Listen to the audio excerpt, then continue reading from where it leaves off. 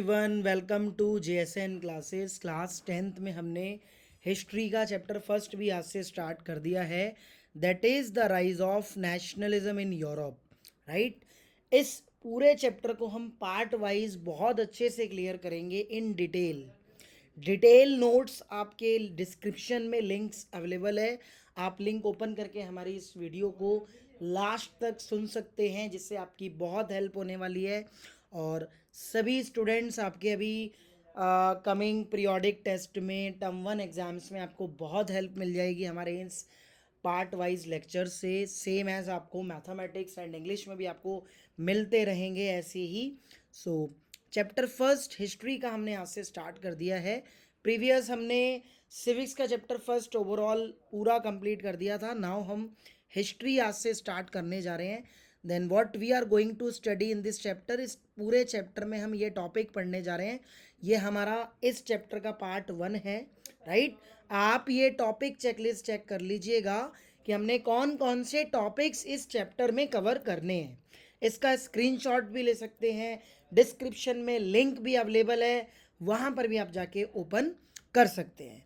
So all right, सो chapter start करने से पहले हम समझेंगे कि ये जो फ्रेडरिक सूरियो ने पिक्चर ड्रॉ करी है, ये पिक्चर हमें बताती है कि किस तरह से आइडिया ऑफ नेशन फैलना चाहिए पूरे यूरोप में। और ये जो एलिगरी विजुअलाइजिंग जो मतलब एक पिक्चर है, इससे हमें देखने को मिल रहा है कि यार बिल्कुल अब सब लोग यही चाहते हैं कि नेशनलिज्म इन यूरोप फैलना चाहिए। तो कई बार ये 1 मार्कर क्वेश्चन आ जाता है कि ये जो डायग्राम है वो किसने ड्रॉ किया था। तो आंसर इज फ्रेडरिक सूरियो। राइट, तो फर्स्ट टॉपिक रहेगा हमारा, that is emergence of nation state. किस तरह से नेशन स्टेट इमर्ज होते हैं। राइट, जो भी यूरोप यूनियन है, जो भी यूरोप मतलब एक कॉन्टिनेंट है, उसके जितने भी नेशंस मतलब जितने भी रीजन्स हैं, वो किस तरह से as a nation state emerge होते हैं। इस पूरे चैप्टर में वैसे हमने यही पढ़ना है। The rise of nationalism in Europe का मतलब यही है कि किस तरह से राष्ट्रवाद फैलता है, बढ़ता है पूरे यूरोप में। Right, Europe is a continent. Current में यूरोप एक यूनियन है 27 नेशंस का। राइट, ये लेटेस्ट आपने याद रखना है। बाकी इस यूरोप ने बहुत स्ट्रगल करा है अपने आप को नेशनलिज्म में फॉर्म्ड करने के लिए। राइट, और सबसे फर्स्ट टॉपिक हमारा यही रहने वाला है, emergence of nation state. So during 19th century की हम बात करेंगे। तो आपने बिल्कुल कॉलम नोट करके, जिन स्टूडेंट्स के पास हमारी बुक है वो बिल्कुल बुक ओपन करके बैठे हैं, एक एक लाइन हम समझेंगे। सबसे पहले ड्यूरिंग 19th सेंचुरी की बात है कि जब 19th सेंचुरी चल रही थी, उसके चलते क्या सिचुएशन थी यूरोप की। Right, so nation emerge as a force which let the emergence of the nation state in place of the multinational dynastics empires of Europe. Right, देखिए 19th सेंचुरी में जितने भी यूरोप के अंदर मल्टीनेशनल डायनेस्टिक्स एम्पायर्स हुआ करते थे, इन सब डायनेस्टिक्स एम्पायर्स की जगह सारे नेशंस इमर्ज हो गए। राइट, सारे ये राजवंश के राज्य जितने होते थे, किंगडम्स, ये जितने भी एम्पायर्स होते थे, साम्राज्य, ये सारे के सारे एम्पायर्स की जगह नेशन स्टेट्स में बदल जाते हैं, इमर्ज हो जाते हैं ड्यूरिंग 19th सेंचुरी में। Right, this is point to be noted. Second point is the French revolution 1789 paved the way for modern nation state. तो फ्रांस के रेवोल्यूशन से लाइक एक तरीका हमें मिलता है, एक वे हमें मिलता है रेवोल्यूशन का, चेंजेस का। राइट, मतलब पूरे यूरोप से फ्रांस से एक शुरुआत हुई थी नेशन स्टेट की। राइट, आप क्लास 9th में फ्रेंच रेवोल्यूशन पढ़ के आए हैं, 1789 का फ्रेंच रेवोल्यूशन। तो आप कह सकते हैं कि इनिशिएटिव फ्रांस से लिया गया था, आइडिया वहीं से इमर्ज हुआ था। किसका आइडिया? नेशन स्टेट का आइडिया। राइट, तो French revolution questioned the old monarchial order and encouraged the development of a popular nationalism. Right, मतलब फ्रेंच रेवोल्यूशन एक क्वेश्चन राइज करता है कि जो पुराना मोनार्कियल ऑर्डर है राइट, जो पुराना राजतंत्र का जो भी ऑर्डर है, and encourage the development of a popular nationalism, उसकी जगह पॉपुलर नेशनलिज्म को एनकरेज करना है, इसकी डेवलपमेंट करनी है। तो बिल्कुल आप एक चीज कह सकते हो कि फ्रांस के रेवोल्यूशन से आइडिया ओरिजिनेट हुआ, right, idea of nation, right, और उस आइडिया को अब सक्सेसफुल करना है, उस आइडिया को अब डेवलप करना है, उस आइडिया को पूरे यूरोप में फैलाना है, राइट। वो कहते हैं ना, एक पर्सन इनिशिएटिव ले ले, उससे पीछे जितनी सेना होती है चल पड़ती है। तो idea of nation are emerge in France, is that clear? तो ये आपने नोट कर लेना है, right. To emphasise the nation as a united community, the French revolution introduce new ideas, right. ये जो नेशन एम्फसाइज हुआ ना, ये एक यूनाइटेड कम्युनिटी के उसमें देखा जा रहा था, यूनाइटेड कम्युनिटी है, सब मिलकर रहेंगे, राइट। फिर उसके बाद फ्रेंच रेवोल्यूशन ने इंट्रोड्यूस किया एक नया आइडिया, लाइक ला पेटिट्स, ला पैत्री, जिसे हम द फादरलैंड कहते हैं, पितृभूमि, जैसे हमारे इंडिया की मातृभूमि भारत माता होती है ना, ऐसे ही उन्होंने न्यू आइडियाज़ एक इमर्ज कर दिया, ला पैत्री फ्रांस की भाषा में, जिसे द फादरलैंड बोलते हैं, पितृभूमि, ले सिटियन मतलब द सिटीजन्स, राइट, मतलब इनकी इंपॉर्टेंस अब होगी, सब यूनाइटेड हो जाएंगे, right. And a new French flag amongst the French people, एक नया फ्रेंच का फ्लैग इंट्रोड्यूस करेंगे। मतलब आप देख सकते हो कि नेशनलिज्म का जो आइडिया था ना, वो फैलते चला जा रहा था और एक नई विचारधारा आ रही थी, राइट। सभी को यूनाइटेड करने की एक भावना थी, राइट, एक मतलब सोच थी कि एकदम नेशनलिज्म पूरे मतलब एक यूरोप में फैलना चाहिए। चलो, फ्रेंच से ये शुरुआत हुई, एक नेशन ने मतलब एक मल्टी मतलब कि एक डायनेस्टिक्स एम्पायर्स ने स्टार्टिंग करी, तो अब उसी को देखते भाई जितने भी नेशंस हैं, मतलब कि जितने भी डायनेस्टिक्स एम्पायर्स हैं, वो भी एक मतलब भाई भाई एक्स हाँ, वो भी एक मतलब एस्पिरेशंस तो रखते ही है ना कि हमारा रीजन भी मतलब एक नेशन बने, right. So it introduced a centralise administrative system, मतलब एक सेंट्रलाइज एडमिनिस्ट्रेटिव सिस्टम इंट्रोड्यूस कर दिया, with uniform law for all citizens, uniform law के साथ हर नागरिक के लिए। Regional dialects were discouraged and French is spoken and written in Paris was accepted language of the country. वो होता है ना कि सारी लैंग्वेजेस आ जाती हैं नेशंस के साथ, स्पेशली स्टेट लैंग्वेज बन जाती है, सभी को एक्सेप्ट करनी पड़ती है। तो मतलब अब ये लैंग्वेज के बेसिस पे भी एक रिकॉग्नाइज करने की एक बात करी। यूनिफॉर्म लॉ इसे ही कहते हैं, फॉर ऑल सिटीजन्स, हर नागरिक के लिए, राइट। तो इस तरह से फ्रांस से इनिशिएटिव लिया गया, द आइडिया ऑफ नेशन वहीं से इमर्ज होता है, और पूरे यूरोप में एक मतलब आंधी की तरह हवा चल जाती है, किस चीज़ की? नेशनलिज्म की। इसे आप याद कर लेना, right.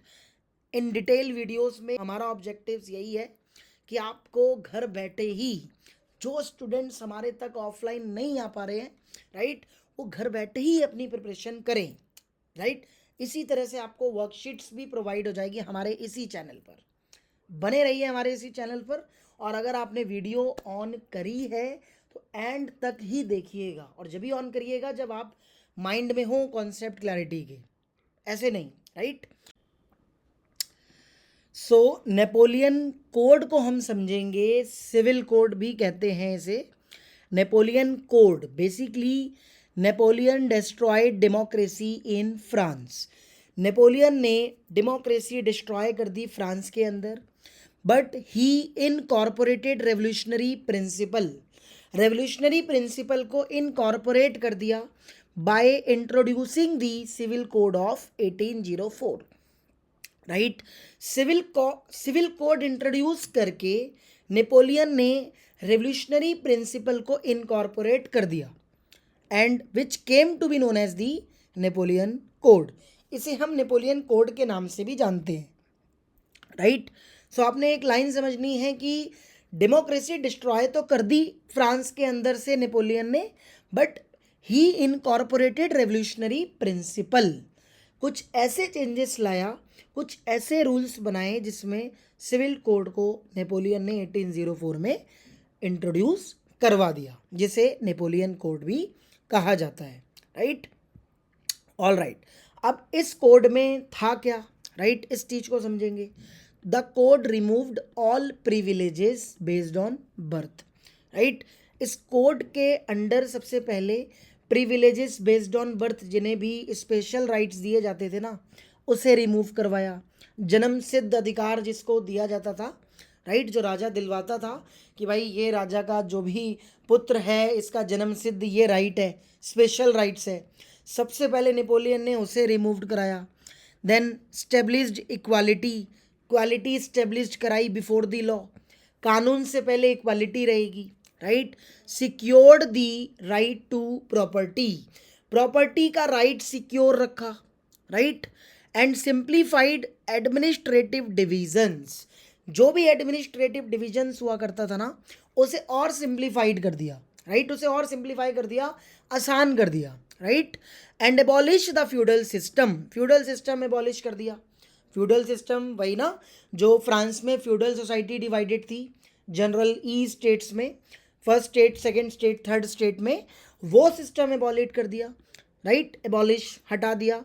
And freed peasants from serfdom memorial dues, ये सारी चीज़ें ख़त्म कर दी, राइट। गिल्ड सिस्टम रिमूव कर दिया, right, guild system was removed. And transport and communication system improved, guild system को रिमूव कर दिया और ट्रांसपोर्ट कम्युनिकेशन सिस्टम को इम्प्रूव करवा दिया, राइट, सिंपल।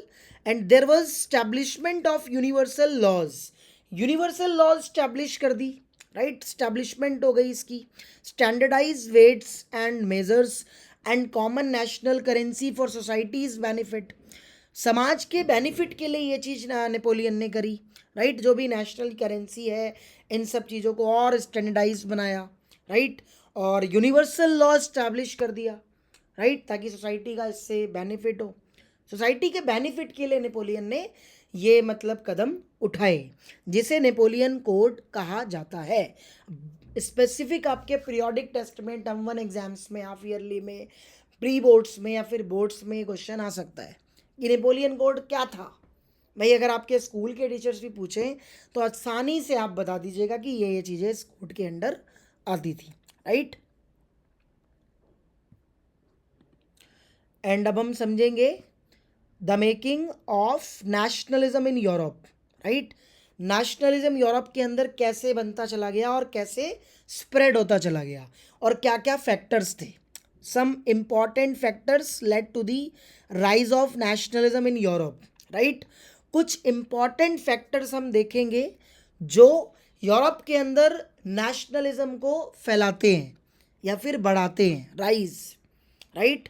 कुछ फैक्टर्स तो होते हैं ना जो मतलब इस चीज़ को स्प्रेड करने के रिस्पॉन्सिबल हो या फिर फैक्टर्स हो, राइट। कुछ फैक्टर्स तो होते हैं ना जो इस चीज़ को फैलाने के लिए रिस्पॉन्सिबल होते हैं, ये फैक्टर्स हैं, इनकी वजह से यूरोप में नेशनलिज्म बना, राइट। इस चीज़ को समझेंगे हम। So Germany, Italy, Switzerland, right, were divided into kingdoms, duchies, cantons, ये तीनों इन स्टेट्स में या फिर इन्हें प्रोविंस कह लो, स्टेट्स कह लो, कुछ भी कह लो, इन स्टेट्स प्रोविंसेस में डिवाइडेड थे।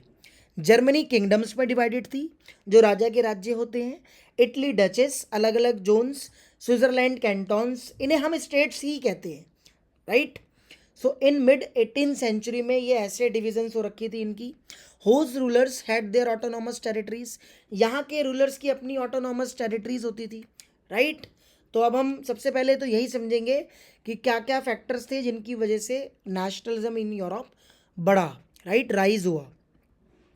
सो rise of new middle class, सबसे पहले न्यू मिडिल क्लास राइज होती है, बढ़ती है। Spread of the ideology of liberalism, liberalism ideology spread होती है। The new spirit of conservatism, conservatism spread होता है। And the treaty of Vienna, right. The rise of revolutionaries, revolutionary भी देखी जाएगी, एज ऑफ रेवोल्यूशनरीज।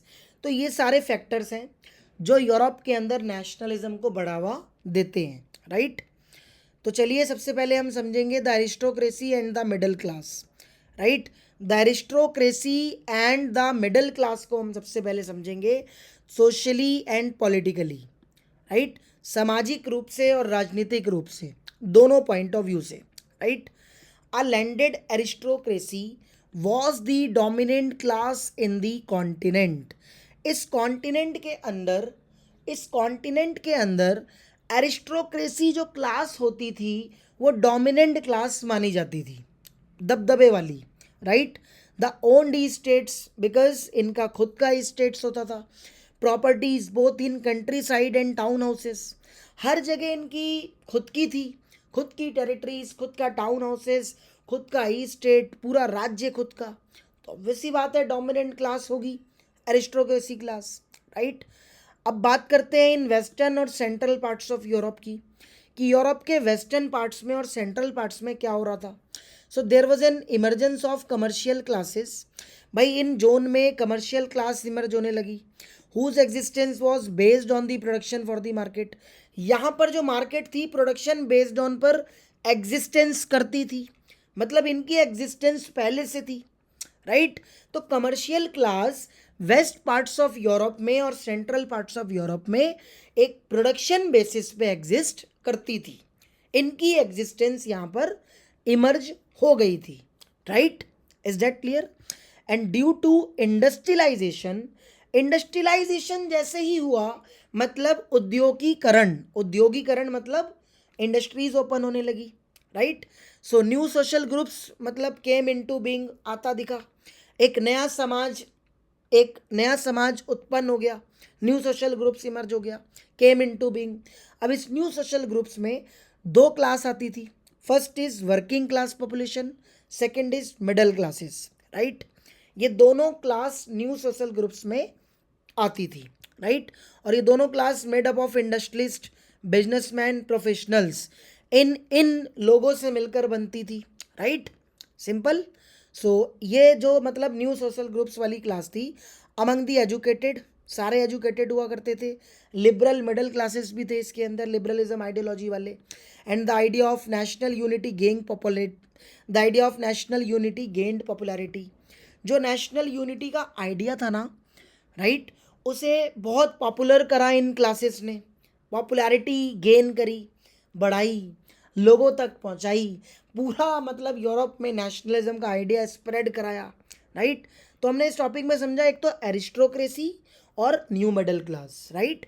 एरिस्टोक्रेसी वाला मतलब वाली जो क्लास थी वो डोमिनेंट क्लास थी इस कॉन्टिनेंट में, बिकॉज इनके खुद के स्टेट्स होते थे, खुद की प्रॉपर्टीज होती थी कंट्री के हर साइड्स में, राइट। और अगर हम वेस्ट पार्ट्स ऑफ यूरोप और सेंट्रल पार्ट्स ऑफ यूरोप की बात करें तो यहाँ पर कमर्शियल क्लासेस इमर्ज थी, राइट। और यहाँ पर प्रोडक्शन मार्केट बेसिस पे एग्जिस्टेंस देखी जा रही थी। ड्यू टू इंडस्ट्रियलाइजेशन की वजह से न्यू सोशल ग्रुप्स देखने को मिला, जिसमें दो क्लास आती थी, मिडिल क्लास और वर्किंग क्लास। अब दोनों बहुत एजुकेटेड होती थी, राइट। एक मुद्दे की बात यह है कि एरिस्टोक्रेसी मेजॉरिटी में थे, ये माइनॉरिटी में थे, बट जो माइनॉरिटी क्लास थी ना, new middle class, liberalism ideology वाली, ये मतलब एजुकेटेड क्लास थी, पढ़ी लिखी बहुत थी, ये राष्ट्र की भावना रखती थी, क्योंकि इनके एस्पिरेशंस बहुत सारे थे। अब राजा तो जैसे तैसे दबदबा बना के रखता था। अब सवाल यही है ना कि कैसे नेशनलिज्म के आइडिया को स्प्रेड किया जाए पूरे कॉन्टिनेंट में। दबाव वाली परिस्थिति नहीं होनी चाहिए, सिचुएशन कि भाई राजतंत्र चल रहा है, भाई अब तो सभी को आज़ादी चाहिए, रेवोल्यूशन उसे ही तो कहते हैं, सिंपल, राइट। तो सबसे पहले हम लिबरल नेशनलिज्म की मीनिंग समझेंगे कि लिबरल नेशनलिज्म का मतलब क्या है, right. So ideas of national unity in the early 19th century, जो ये नेशनल यूनिटी का आइडिया था वो 19th सेंचुरी की शुरुआत में देखने को मिला। Europe were closely related to the ideology of liberalism, Europe बहुत क्लोजली रिलेटेड था आइडियोलॉजी ऑफ लिबरलिज्म के, राइट। आइडियोलॉजी ऑफ लिबरलिज्म्स के बहुत क्लोजली रिलेटेड था यूरोप, राइट, सिंपल। तो इस आइडियोलॉजी के अंदर भाई कौन से लोग आते थे, तो ध्यान से समझो यार, देखो, पेशेंस रखो, इसी तरह से आपको सारे पार्ट्स मिलेंगे, डिटेल में मिलेंगे बहुत अच्छे से, right. For the new middle classes, जो न्यू मिडिल क्लासेस थी, liberalism stood for freedom for the individual, equality of all before the law, right. ये चाहते थे कि भाई फ्रीडम हर इंडिविजुअल को मिले, राइट, इक्वालिटी हो लॉ से पहले, हर किसी के लिए भाई समानता होनी चाहिए कानून से पहले, फ्रीडम मिलनी चाहिए, इंडिविजुअल फ्रीडम, राइट। और अब फ्रांस की बात करें तो in France the right to vote and to get elected was granted exclusively to property owning person. भाई जिनकी खुद की प्रॉपर्टी होती थी, खुद के मतलब जिनके पास जो वेल्दियर पर्सन्स होते थे, उन्हें ही राइट टू वोट दिया जाता था, मतलब वोट डालने का अधिकार सिर्फ उनका था, सिंपल। और जितने भी मैन होते थे विदाउट प्रॉपर्टी या फिर women were excluded from this right, right. इस राइट से उन्हें एक्सक्लूड रखा जाता था, इंक्लूड नहीं रखा जाता था, राइट। कि भाई जिनके पास प्रॉपर्टी नहीं होगी उनके पास वोटिंग राइट नहीं होगा, और वुमेन के पास, राइट। और इकोनॉमिक स्पेयर में बात करें, मतलब कि इकोनॉमिकली अगर हम बात करें तो liberalism stood for the freedom of market. ये चाहते थे कि फ्रीडम ऑफ मार्केट होना चाहिए ताकि आज़ादी से काम कर सकें। And the abolition of state imposed restrictions on the movement of goods and capital. जो गुड्स की मूवमेंट होती थी ना one place to another place, तो रास्ते में टैरिफ बैरियर्स मिलते थे, रेस्ट्रिक्शंस बहुत सारी लगाई जाती थी। ये सारी चीज़ें एबॉलिश होनी चाहिए, हटनी चाहिए। अब जब ये सारी चीज़ें एबॉलिश होगी तो उसे ही तो बोला जाता है कि भाई आज़ादी, फ्रीडम ऑफ मार्केट, आज़ादी से काम करें, गुड्स की मूवमेंट में कोई टैरिफ बैरियर ना मिले, कहीं टैक्स ना देना पड़े, कोई रेस्ट्रिक्शंस नहीं वगैरह। इन्हीं सब चीज़ों को देखते हुए इन 1834 में कस्टम यूनियन या फिर जॉल्वरिन ये फॉर्म्ड होता है, right, was formed which abolished tariff barrier. इस कस्टम यूनियन के अंडर टैरिफ बैरियर्स को एबॉलिश कर दिया जाता है and reduce the number of currencies भी रिड्यूस कर दी जाती है फ्रॉम ओवर 30 टू 2। मतलब पहले जब गुड्स की मूवमेंट होती थी तो रास्ते में 30 जगह पर, 30 प्लेस पर 30 तरीके की करेंसी बदलनी पड़ती थी, 30 जगह 30 करेंसी चेंज करनी पड़ती थी।